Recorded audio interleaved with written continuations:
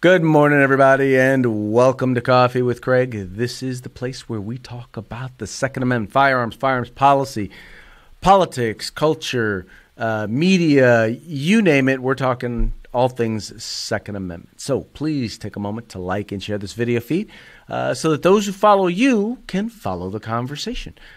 Also, please remember to subscribe to our YouTube channel and follow our Facebook page. You guys know we do more than just do these videos where we have conversations. We are the nation's premier civil rights advocacy group when it comes to the Second Amendment.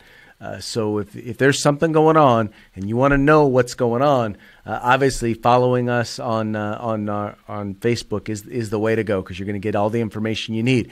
Also, you can go to our website, firearmspolicy.org, and subscribe and get on our email list. And you'll receive every single email about every single topic you could ever want to know about. So those are the ways in which you guys can get connected. If you guys would also like to support the Firearms Policy Coalition, you can buy FPC gear. Our featured shirt lately has been our Don't Tread on Me Gadsden Flag t-shirt. It's very popular. They are selling off the shelves. Want to encourage you guys, if you want to get one, you better get them while the getting is good. Now, we also have some other designs. We have our Right to Bear Arms t-shirt. We have our ladies version of the Don't Tread on Me Gadsden Flag t-shirt. And once again, my favorite, red, white, and blue, gun rights, because you can't carry a cop in your pocket. Always fun t-shirt. Where can you get them? You get them at Firearms Policy Gear, or FPC Gear, FPCgear.com. That's FPCgear.com. Don't wait. Trust me, you'll want to get them before they're gone. Just saying. And by the way, know that the money goes to help in the fight for our right to keep and bear arms. Okay, let's get into today's topic. Now, I always have a hard time sometimes with local media. Whenever local media gets into covering or writing stories of a very intricate, highly technical or national aspect, because oftentimes what winds up happening is that there is a lack of knowledge and understanding of issues and issue areas that tend to permeate local media. Unfortunately, most local media, they really are ignorant on a lot of these issues, and they really don't care to take the time to understand. Largely, I think, because they don't like, in particular, our issue. But secondly, because they're literally on a continuous news cycle, meaning they've got to be cranking out stories on a regular basis. It's not like weekly or daily newspapers. They are now having to put out stories on the regular. I mean, we're talking detailed, and they got to put them out quickly. But this particular paper in particular, the News and Review, and these folks, this one in particular is based out of Chico, California, but I know that they're a weekly publication, meaning that they have the time to actually take some time to spend some time looking into and getting to know and getting some information on these particular subjects. And so one of the things that they decided to do was a story on 25 ideas in order to reduce gun violence in the era of mass shootings. And what I wanted to do was to use them as an example, because I realized that Mitch Riles, Daniel Walters, Samantha Wilson, Crisone, and Quinn Welsh, I realize they're ignorant. I can tell just by reading the piece in particular that they have absolutely no idea what they're talking about. But because they seem to think it's a good idea to go and just quote whatever the 25 ideas are and put it out as though it's news, I figured that I would just go kind of behind them and correct them and correct the errors in a lot of their thinking. So let's talk about these 25 ideas. Some I will just glance over, some I will go into a little bit more detail. All right, so the number one idea that they talk about is plugging holes. Now, they talk about the fact that there's gaps in the federal background check system, right? They say that there are three major holes in the federal background check system. The first is that most states, gun buyers are able to purchase firearms from unlicensed dealers who aren't required to run a background check. Well, first and foremost, that just isn't the case. Now, according to federal law, if you sell 5 or more firearms in a year, you have to have a license as a dealer.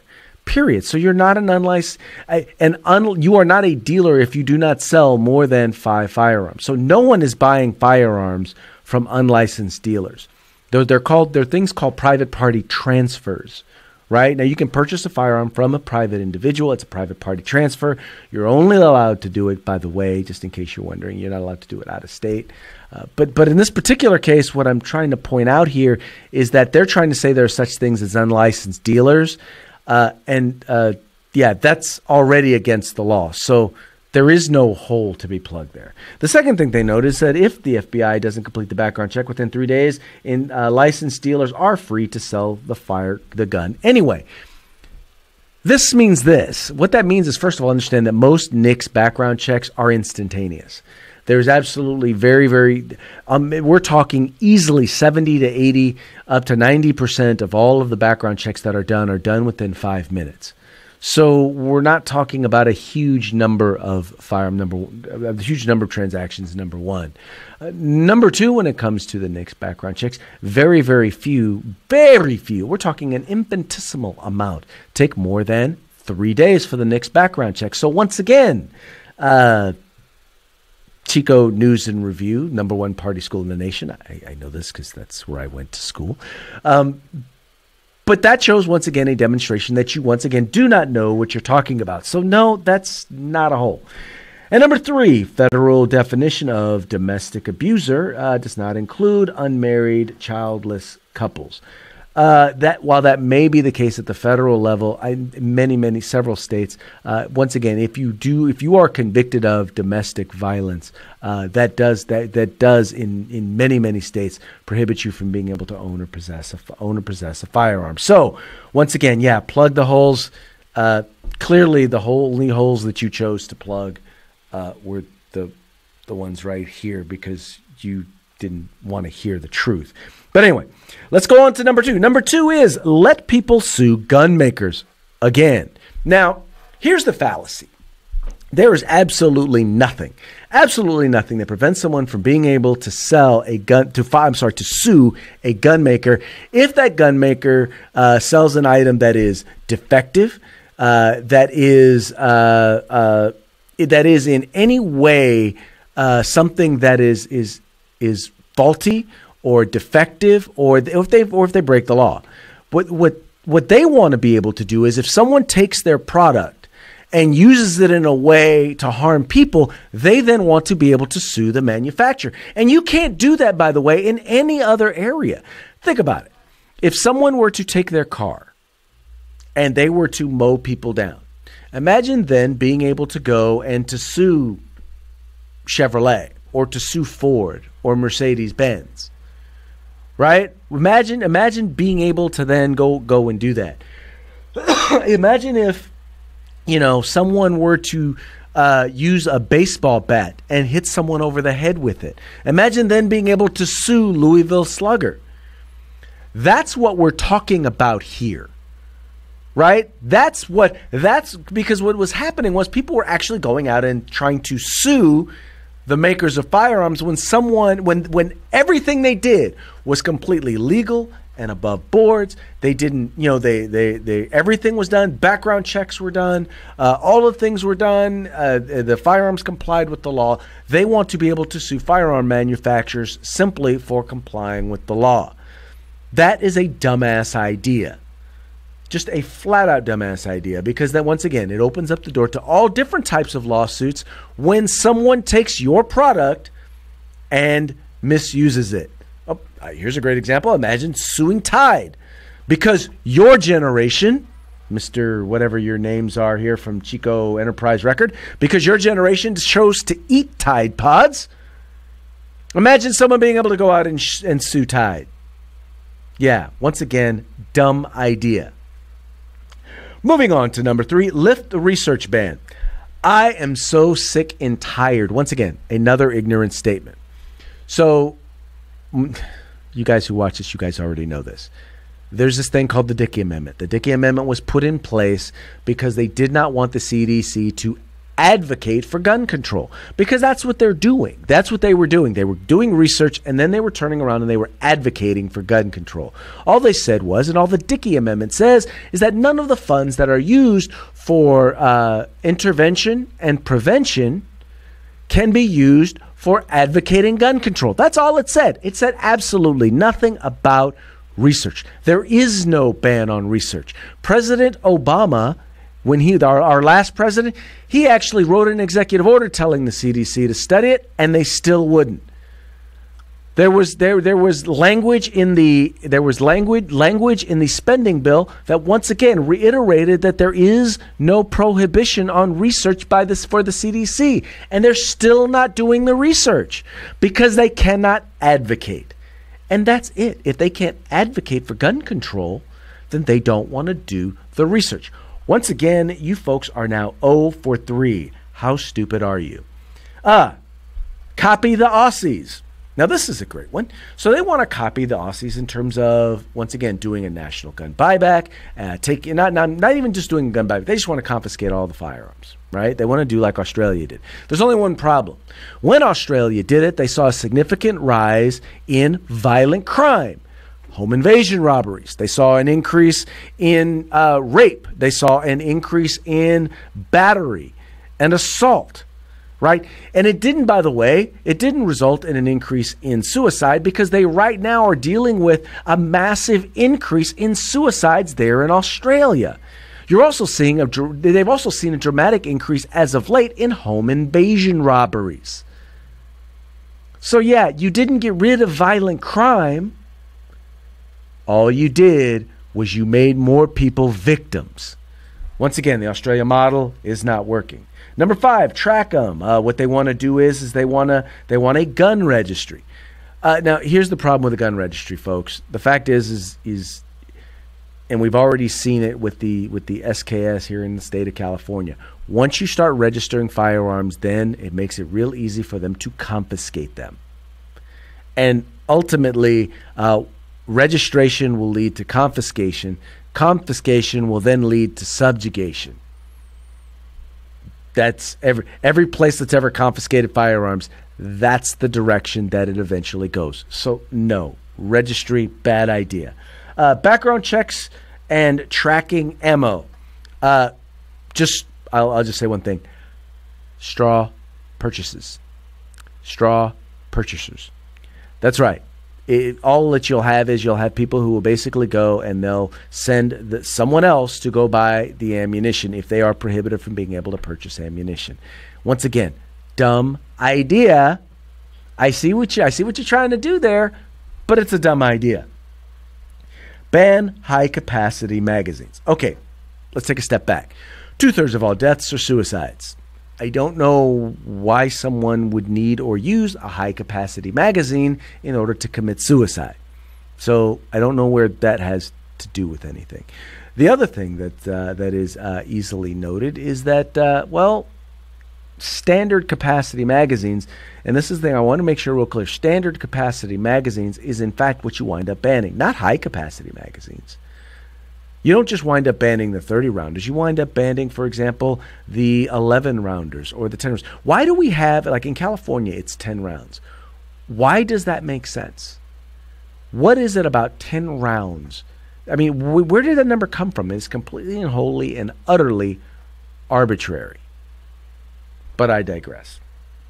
Lock them up. They want to talk about firearm. They want to talk about locking up firearms. Look, the courts have already ruled that you have a right to a fully functional firearm at your disposal. Now, I'm all for gun safety. When I am not utilizing a firearm, when I am not, when it is either not on my person, or it is, when it's not on my person, when I'm not carrying, or I'm not actually, using it, I do keep my firearms locked up. But I also want to make sure that that definition of on my person or within my reach, I also want to make sure that there is not a huge barrier between me and my firearm should someone decide that they're going to invade my home. So the idea of locking it up, making it so that it is completely and utterly useless should someone decide to break into my home, once again, bad idea. This is an interesting one. 9, doctors and gun talk. Have doctors talking to your people about guns. First of all, doctors have no knowledge nor understanding about firearms. At least I don't know that they teach that in med school. There's absolutely no reason why your doctor should be talking to you about firearms. This is not a health care epidemic. You know what? Worry about my health care. I'll worry about my home defense. I'll worry about my self-defense.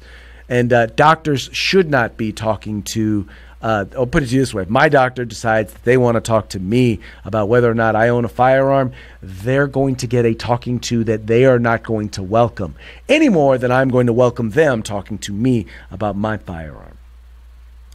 Ban bump stocks. Really?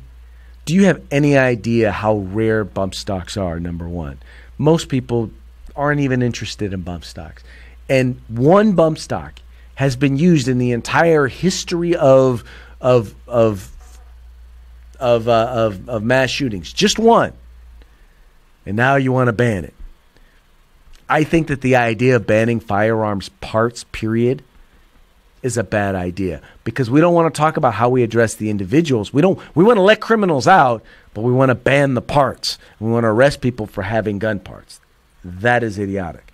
Number 11, raise the age. So at the age of 18, you can be you can be handed a gun to defend your country, but you cannot obtain a gun in order to defend your family. You are legally liable, both civilly and criminally, for the decisions that you make. You get to vote. You are legally an adult, but you don't get to exercise your rights, all of your fundamental rights, like your right to keep and bear arms. Then why are you legally considered an adult? I don't know, because maybe you might eat a Tide Pod. Maybe, I don't know. Maybe you might write a stupid article like this one. Nah. Number 12, respond to red flags. This is one that I actually agree to. This is one I actually like. When there are quote unquote clear red flags, then maybe people, individuals like all of us, when we recognize that maybe we need to address that. When we know the people around us, and I do get frustrated when I see people say, well, gosh, we knew, let's see, how about the FBI? When the FBI was warned numerous times, or the Broward County Sheriff in the case of the shooter there in Parkland.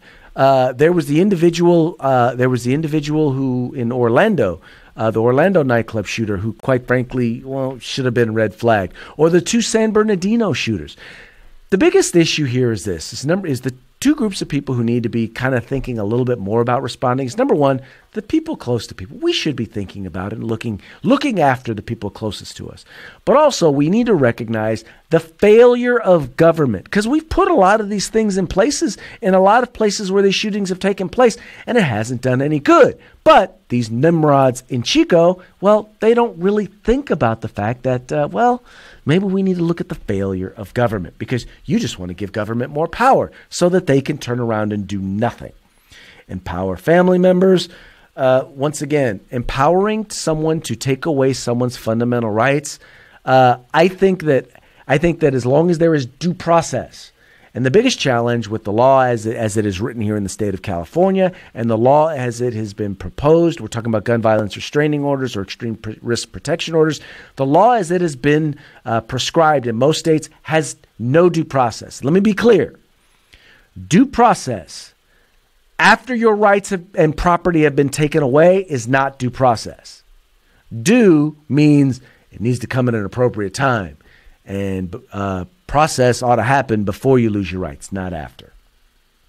Alert the cops. That happened in Florida. Nothing happened. That happened in Tehama County here in California. Nothing happened. I don't know what you want us to do. You alert the cops and the cops do nothing. So that idea, I guess you were just looking to get to 25. So there you go. We'll throw that one in. share records with the feds. I think that we do need to do a better job of making sure if we're going to have a system, a federal system, then we need to make sure that all of the information that's supposed to be in that system is in that system. We got Fix NICS, supposedly that's supposed to fix that. I don't know if it's going to fix NICS. I doubt it, but hey, more information probably is better. Surrender their weapons. Now, this once again goes back to the issue of gun violence restraining orders. I have absolutely no idea how many times they're going to try and include the same idea under different names. Once again, this must be that whole Common Core math way of getting to 25. Require police interview. Here's the thing that I will say, and I don't know why you need a police interview in order to purchase a firearm. Here's the thing. If you pass a background check, if you have no red flags regarding your mental health, if you are legally able to own a firearm, I don't know why you would need to do a police interview in order to be able to own a firearm. That makes, once again, absolutely no sense. This is a constitutional right to be able to own, keep, and bear arms. I don't understand. What are you going to learn? What is the police officer going to learn? All that does, if you give them the discretion, then it's no longer a right. Once you give law enforcement the discretion to deny, it's no longer a right. So I don't know what the point of this interview is. Mandatory safety classes. I can't speak for every state, but I know in the state of California, you have to pass the firearm safety exam. Now, here's what's stupid about it. Here's what's stupid about the firearm safety exam. It used to be the handgun safety exam. So if you had a handgun and you were purchasing a handgun, you had to pass the safety exam. So you need to know about handguns. Now, if all you ever want to do is own a oh, by the way, now it's a firearm. So now you have to know about long guns. So what if you only own a handgun? What if you're only interested in handguns? For several years, all I owned were my handguns. And then one day I purchased a long gun, but all I had, should I, because I don't know the different parts and the various parts and all of that stuff about a long gun, does that mean that I should not be able to own a handgun? Really? Or if I only want a long gun, let's say I just want to get a shotgun for hunting or for home defense. Do I really need to know all of the various individual parts for a handgun? I mean, you should, but should you really have to? I'm going to say no. But that's the way it is here in the state of California. So in the state of California, and by the way, most responsible gun owners, I would always encourage gun safety classes. Not only would I encourage gun safety classes, but training. Full active training. Training is always good. Making it mandatory doesn't make it any better. Manufacture and sell smart guns. Okay. There's a reason why law enforcement and the military don't want smart guns. And that is because anytime you add anything additional, in particular something either computerized or electronic, to a firearm, you increase the likelihood of that firearm malfunctioning. So the last thing that you want is for your firearm to malfunction when you are in a position where you need it. And if I am carrying a firearm for self-defense, I don't want a firearm that could potentially fail. In particular, when you can go all over YouTube and see where people have hacked these smart guns. There's one guy, I saw a video, the guy hacked it in less than 30 seconds. So yeah, smart gun technology, it's not proven to be effective. And if it were proven to be safe and effective, you might have law enforcement utilizing it. If law enforcement were using it, well, then probably the average gun owner would feel much safer utilizing it. Ban, quote unquote, assault style weapons. Now, those of you in the media, let me just be very clear.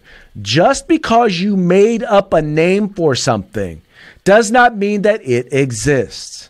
See, you want to ban a gun based on what it looks like, not based on what it actually does.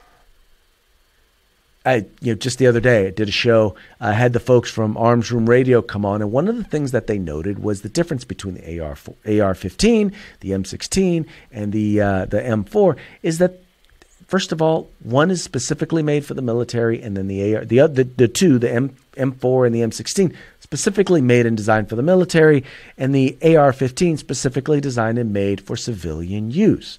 most of the ammunition for the AR-15, as they pointed out, you can't even use to hunt deer.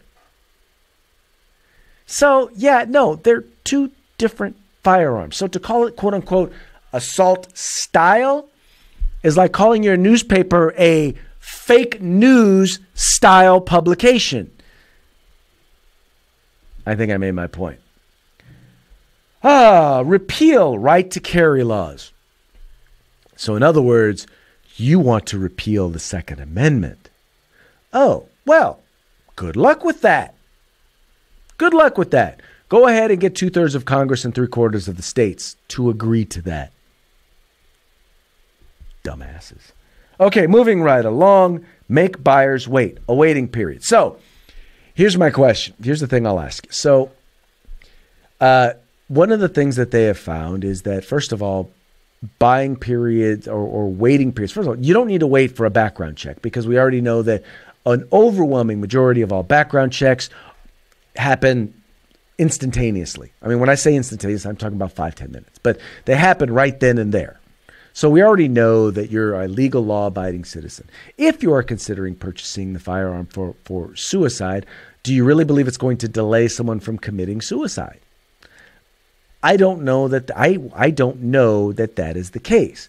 But here's the even dumber idea, because we actually have a lawsuit on this other one, is that why do you need a 10-day waiting period if you already own a firearm? I mean, if I'm going to commit suicide, am I going to go buy a new firearm to commit suicide? I mean, it is funny. In the state of California, I can literally, if I have a concealed carry permit, I can walk into a store with a gun on my hip, buy a gun, and then I have to wait 10 days before I can get it. Even though not only do I already own a gun, I'm carrying a gun. Yeah, dumb idea. More counseling in schools. Once again, this is a part of their effort to get to 25.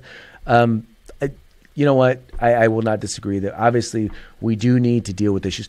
What I would say more than we need counseling in schools is we need to focus on the family again. Because, a lot of these issues, that we are dealing with now is because of the breakdown in the family.